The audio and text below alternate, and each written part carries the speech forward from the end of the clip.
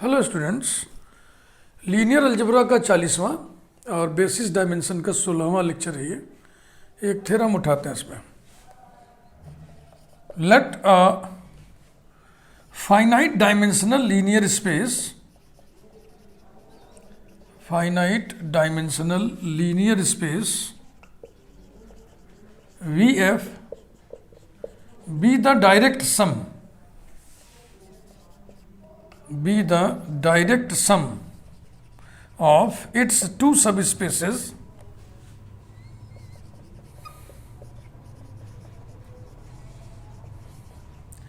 W1 and W2. Then dimension V equal to dimension W1 plus dimension W2, अर्थात dimension V की जगह क्या लिख दें हम? W1 प्लस 1 W2 लिख देना, क्योंकि V is given to be direct sum of W1 and W2. V is direct sum of W1 and W2 को ऐसे ही तो लिखते हैं, V is equal to W1 plus 1 W2. इसी समय आप डायरेक्ट सम के बारे में समझ लें. V equal to direct sum of its two spaces W1 and W2 if and only if V equal to linear sum of W1 and W2 and W1 intersection W2 is equal to singleton theta. These are necessary and sufficient conditions for two subspaces, for a vector space to be the direct sum of its two subspaces. V अगर direct sum है W1 W2 का तो ऐसे लिखा जाएगा, और कब होगा? जब ये दो शर्तें पूरी हों. V W1 W2 का लीनियर सम हो और W1 W2 के पास कोई भी नॉन जीरो वेक्टर कॉमन ना हो. V W1 W2 का लीनियर सम हो का मतलब क्या हुआ? Each element of V is expressible as U plus V, where U belongs to W1, V belongs to W2.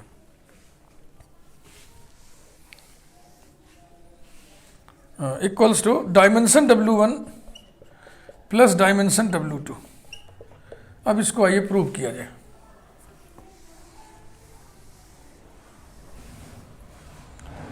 मैं कई बार बोल चुका हूं आपको, देखो ये थ्योरेटिकल मैथमेटिक्स है, लॉजिकल मैथमेटिक्स है. इसको लिख लिख के ही पढ़ाना चाहिए और लिख लिख के ही पढ़ना चाहिए.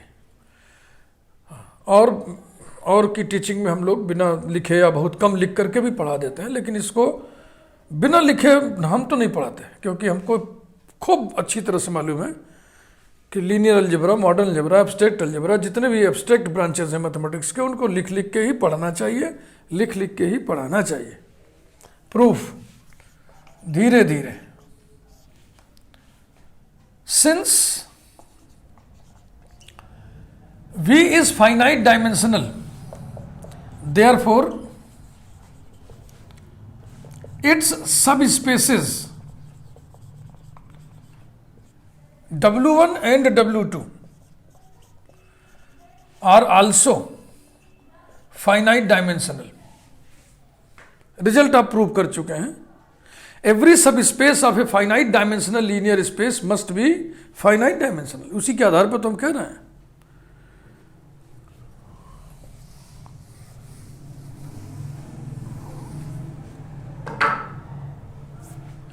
तो अब आपने ये कह दिया कि W1 फाइनाइट डायमेंशनल है, W2 फाइनाइट डायमेंशनल है. इसका मतलब ये है कि W1 के किसी भी बेसिस में नंबर ऑफ एलिमेंट्स फाइनाइट होगा, W2 के किसी भी बेसिस में नंबर ऑफ एलिमेंट्स फाइनाइट होगा.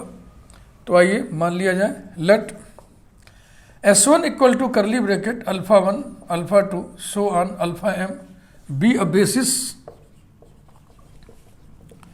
Of W1 so that dimension of W1 is equal to order of S1 is equal to m, जो कि फाइनाइट है. और सारे अल्फा आइज ये कहां से आए हैं? W1 से. W1 सबसेट V का है, इसलिए सारे अल्फा आइज V से आए हैं.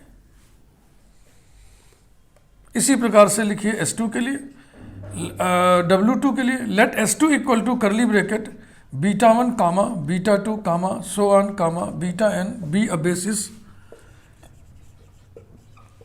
Of W2 so that dimension W2 is equal to order of S2 equal to n which is finite. और लिखते चलिए कि बेसिस के सारे एलिमेंट्स कहाँ से आएंगे, जिसका वो बेसिस है। All betas are taken from W2, तो beta J belong to W2 और W2 सबसेट है V का। इसका मतलब सारे के सारे बीटाज V के element. We have to prove that dimension V equal to dimension W1 plus dimension W2 is equal to m plus n। यही प्रूव करना है। तो इसको प्रूव करने के लिए देखो प्लान सेट कर रहे हैं। क्या प्लान सेट कर रहे हैं कि m प्लस n वेक्टर्स का एक ऐसा LI सेट हम कंस्ट्रक्ट करें, डिजाइन करें, जो V को जनरेट कर दे ताकि वो V का बेसिस बन जाए। अब m प्लस n वेक्टर्स का कौन सा सेट लें, तो बहुत सोचने की जरूरत नहीं है। S1 में m वेक्टर्स हैं V के ही, S2 में n वेक्टर्स हैं V के ही। सारे अल्फाज ले लो, सारे बीटाज ले लो, कुल कितने वेक्टर्स हो जाएंगे m प्लस n। तो अब लिखिए, let us consider the set S equal to curly bracket alpha 1 alpha 2 so on alpha m beta 1 beta 2 so on beta n।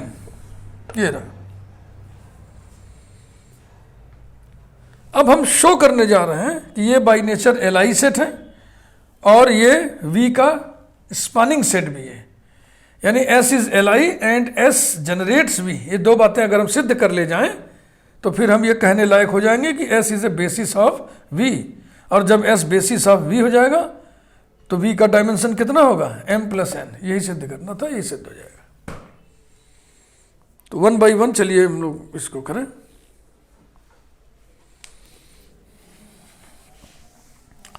पहले हम S को LI दिखाएंगे।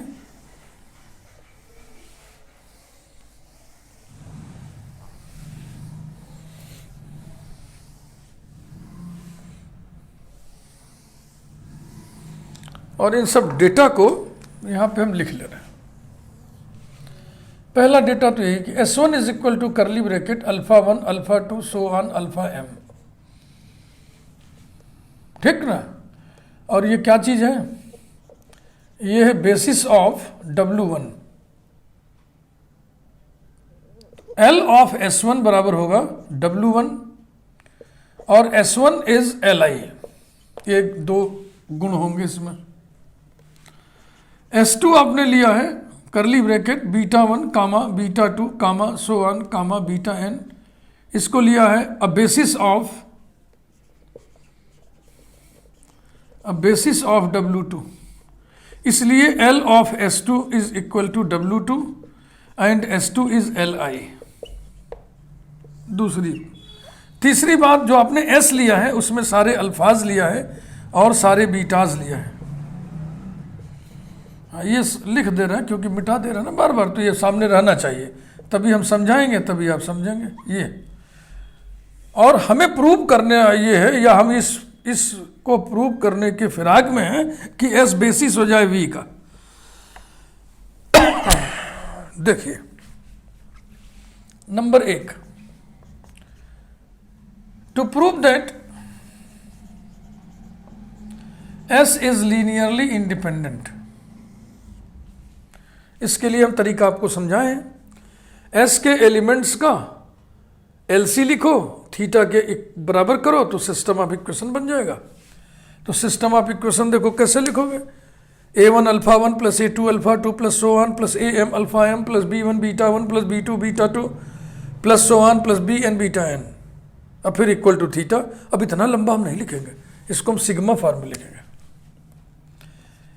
Sigma AI alpha I plus sigma BJ beta J equals to theta.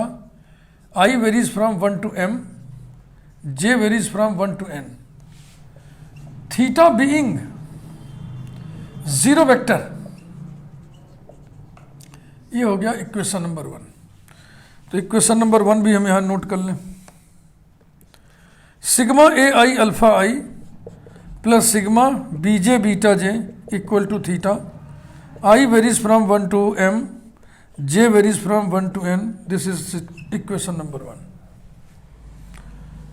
Implies that sigma I equals to 1 to m, ai alpha I is equal to minus sigma j varies from 1 to n, bj beta j. Number 2. Now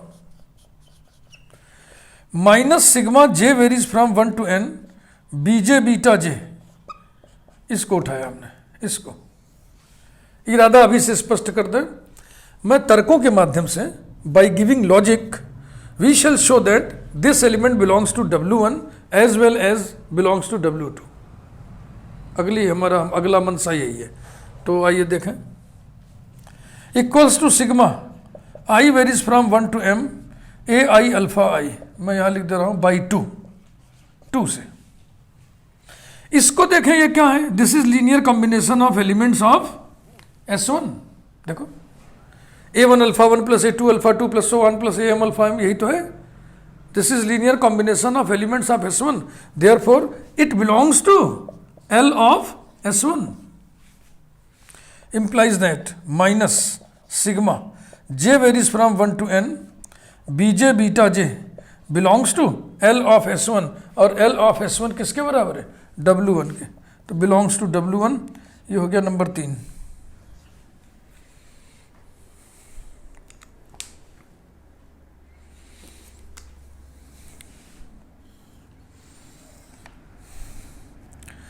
minus sigma j varies from 1 to n, b j beta j belongs to W1, ये रहा number 3।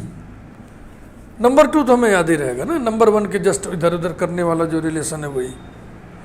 फिर हम इसी को फिर उठा रहे हैं, इसको हमने उठाया और ये तर्क दिया। अब इसी को उठा के देखो, तर्क दूसरा दे रहे हैं। अगेन पुनः minus sigma j varies from 1 to n, b j beta j is equal to sigma j varies from 1 to n, इस माइनस को अंदर कर दिए ब्रैकेट में, माइनस बीजे और फिर इंटू बीटा जे। सिर्फ इतने को गौर करिए आप, इसको minus B1 beta 1 plus minus B2 beta 2 plus so on plus minus BN beta n, यही तो है। यानी ये S2 के एलिमेंट्स का LC है, इसलिए ये किसको बिलोंग करेगा? L ऑफ S2 को। और L ऑफ S2 किसके बराबर है? W2 के। तो फिर ये एलिमेंट किस में चला जाएगा? W2 में। This implies that minus sigma j varies from 1 to n, b j beta j belongs to W2। Number 4। अब कहिए आप फ्रॉम 3 and 4, एक बार फिर से देख लीजिए, 3 और 4 को एक बार देख लीजिए। एक ही एलिमेंट है जो W1 में भी है, W2 में भी है। From 3 and 4 minus sigma j varies from 1 to n, b j beta j belongs to W1 intersection W2।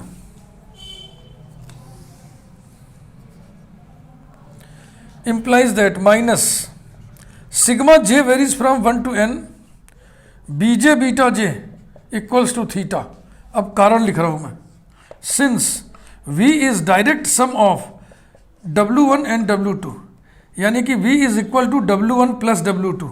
this implies that, शुरू में आपको बताया था मैं कि W1 इंटरसेक्शन W2 के पास सिर्फ एक एलिमेंट होगा और वो होगा 0 वेक्टर। तो कोई भी वेक्टर अगर इसमें रहना चाहता है तो वो किसके बराबर होगा? सिर्फ थीटा के बराबर। वही मैंने लिख दिया, माइनस से ऑपरेट कर दिया। Implies that sigma j varies from 1 to n, b j beta j equal to theta. अब आप सोचिए ये क्या है? B1 beta 1 plus B2 beta 2 plus so 1 plus BN beta n equal to theta. इसमें जो वेक्टर्स इन्वॉल्व है वो कौन है? S2 के वेक्टर्स हैं। चूंकि S2 Li है बेसिस होने के नाते, इसलिए इसमें जो स्केलर्स इन्वॉल्व है उनका 0 होना जरूरी है। तो अब मैं लिखने जा रहा हूं implies that b j equal to 0, 1 less than or equal to j less than or equal to n। ये आ गया। कारण लिखना चाहते लिख दो, since S2 is Li. Since S2 is Li, अब आप इक्वेशन नंबर 1 में Bj बराबर 0 रख दीजिए यहां पे, पुटिंग Bj इक्वल टू 0 या पुटिंग इट इन 1, ऐसे लिख दो।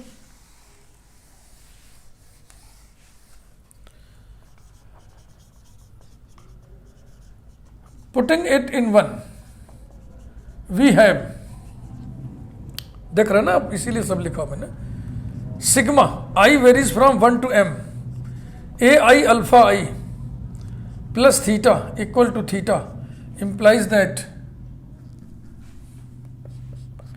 Sigma i varies from 1 to m, a i alpha i equal to theta. फिर जो तर्क यहाँ दिए थे वही लॉजिक वहाँ चलेगा। यह a1 alpha 1 plus a2 alpha 2 plus so 1 plus am alpha m equal to theta. इसमें जो वेक्टर्स इन्वॉल्व हैं वो कहाँ के हैं? S1 के। चूंकि S1 बेसिस होने के नाते Li है, इसलिए इसमें जो भी स्केलर्स इन्वॉल्व हैं वो 0 ही होंगे। implies that ai equals to 0, 1 less than और equal to i less than और इक्वल टू m। कारण लिखिए, सिंस S1 इज Li, ये देखो। तो इन दोनों रिजल्ट्स की मदद से अब हम कह सकते हैं कि सिस्टम 1 में जितने भी स्केलर्स हैं सब 0 है कि नहीं? देखो सारे AIs 0, सारे BJs 0, यही हम कहने जा रहे हैं। इस सिस्टम ऑफ इक्वेशन में सारे स्केलर्स 0 हो गए, का मतलब क्या हुआ? इस सिस्टम में जितने वेक्टर्स इन्वॉल्व हैं उनका सेट Li होगा, माने SLi होगा। 10 in 1 all the scalars are 0, all the scalars are 0, and so S is linearly independent। आधा काम हो गया। नंबर 2, टू शो दैट, उसमें टू प्रूव लिखे थे तो इसमें भी वही लिखे, to prove that L of S equal to V, यानी S generates V, S spans V।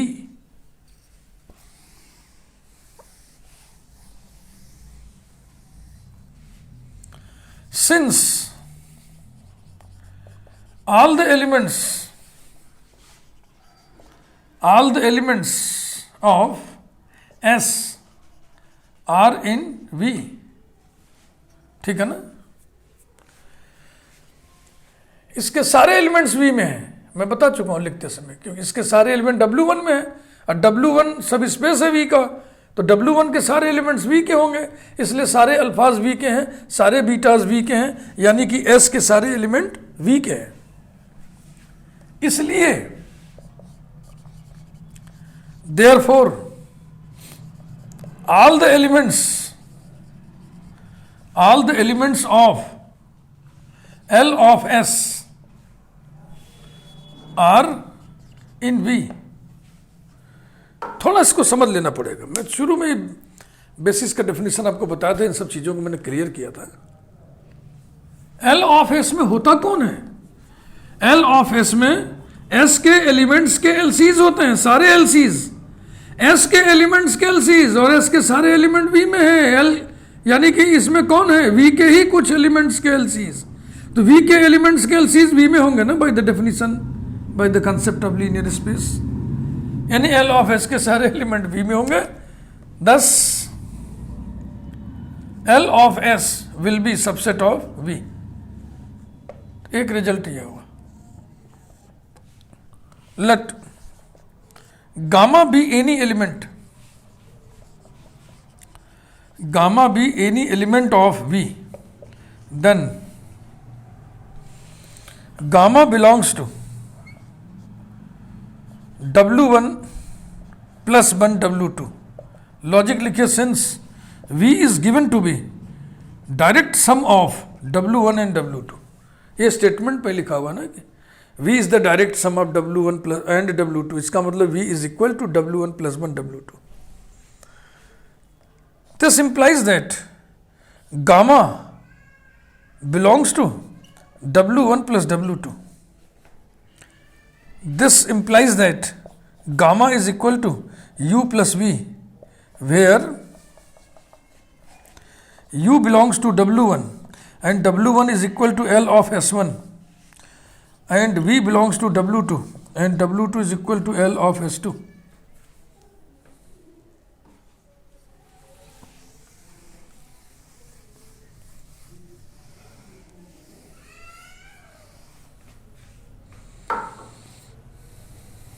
Implies that gamma is equal to U plus V, where U equal to, अब U एलिमेंट है L ऑफ S1 का, यानी U कैसा होगा, S1 के elements का LC होगा। तो S1 के एलिमेंट्स का LC लिखिए, सिग्मा एक्स आई अल्फा आई, मैंने स्केलर चेंज कर दिया, ए आई ले चुके हैं किसी बात में तो इसमें दूसरा ले लिए, 1 to M, and V will be linear combination of elements of S2, यानी कि सिग्मा yj बीटा j, j varies from 1 to n. This means gamma is equal to, U की जगह ये लिख दो, V की जगह ये लिख दो, sigma x I alpha I, I varies from 1 to m, plus sigma yj बीटा j, j varies from 1 to n. ठीक भाई, अब इसको सोचो पूरा फैला के कि ये क्या है, ये क्या है। मैं कह रहा हूं it is linear combination of elements of S, is it? इसमें सारे अल्फाज इन्वॉल्व हैं, सारे बीटाज इन्वॉल्व हैं, माने S के सारे वेक्टर्स इन्वॉल्व हैं। S के सारे एलिमेंट्स के LCs होने के नाते it belongs to L of S। गामा किसका आर्बिट्रेरी एलिमेंट लिए थे आप? V का।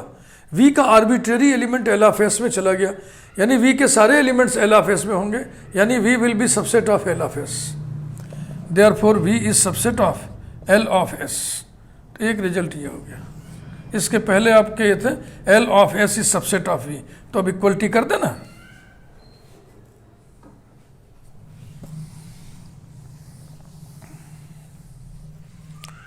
दस V is equal to L of S, and so बस इतना काफी है। इसके बाद लिखिए finally we conclude that, finally we conclude that S is a basis of V, S is a basis of V, and so, और इस तरह dimension V is equal to order of basis. Basis में कितने elements हैं? M plus n। यही prove करना था आपको, लिखे थे ना शुरू में, we have to prove that dimension V equal to M plus 1, that is dimension V की जगह हम लिख दें क्या? W1 plus 1 W2 is equal to M plus n। यही प्रूव करना था। ज़्यादा से ज़्यादा अगर कुछ आपको अच्छा न लग रहा हो तो आप M की जगह क्या लिख दें? डायमेंशन W1 प्लस n की जगह क्या लिख दें? Dimension W2। It completes the proof. Thank you.